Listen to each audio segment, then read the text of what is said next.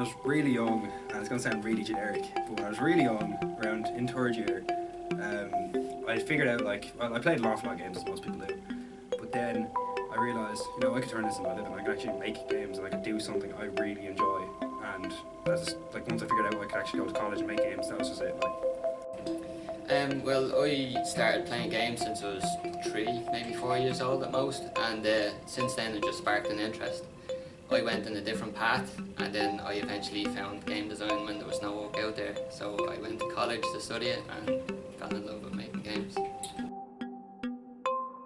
Well, I usually, because I have a daughter, I usually have to wait until after 8 or 9 p.m. at night, and after that it's up until bedtime. I can usually study, so I usually break stuff up. I usually use notes, sticky notes, and stick them around the PC and work off that. So I have a small work area in my house with a standing desk. I found the standing desk is really super helpful in terms of just maintaining really sharp focus for short periods of time. So what I'll do is I'll kind of think about what I'm going to be doing with a cup of coffee, and then I will attack the problem in kind of 1 hour bursts. So I'll work an hour, and I'll sit down for maybe 30 minutes, and then work another hour, sit down for 30 minutes, work an hour, sit down for 30 minutes. Kind of flip between the two.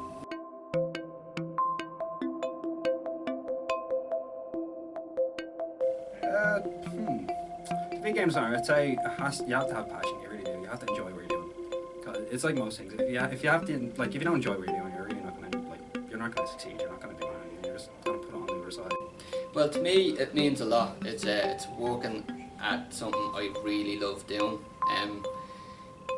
It seems real cheesy when you say I have a passion for it, but that's the way I feel about it. I feel real passionate about making games. I feel strongly pulled towards making games and not just playing them. So, like, that's how I knew I wanted to be a game designer.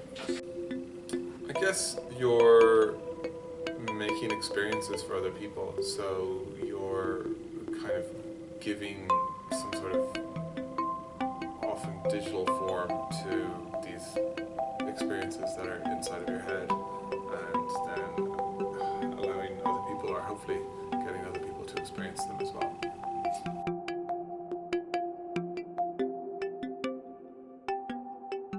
Oh yeah, I can see why someone would get worked up. Like, some people spend like years playing games. Not playing games, just making games. Spend 1 year or 2 years making one big game that they really want to make, and it's like in the back of their head, and they see visions of how it's going to look and how it is, and that kind of judgment, once it comes out in the open, and it isn't what they expected, can be really hard, like really heartbreaking. It's kind of like you've spent so many years and so much time working on this one thing, and to have someone like not like it, or to have someone judge it in a way that you didn't want it to, it can really hit you hard.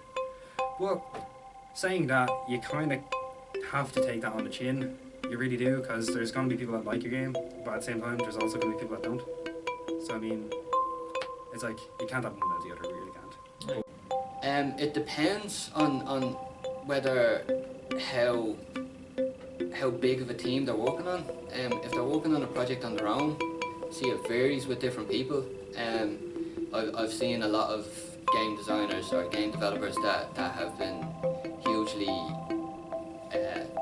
tied to their games and have that emotional kind of attachment to them. So to me it depends on what kind of size team you're on. Personally, I wouldn't tend to be that way inclined, but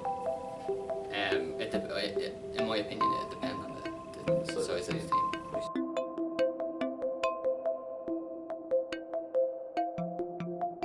Oh, Jesus, yeah. Yeah. Yeah, but I do feel like criticism is the best motivation you can have. You don't take it to heart, right? Well, it's hard not to take it to heart. Really, it really is hard not to take it to heart. Whoever says do not take it to heart is kind of like really lying.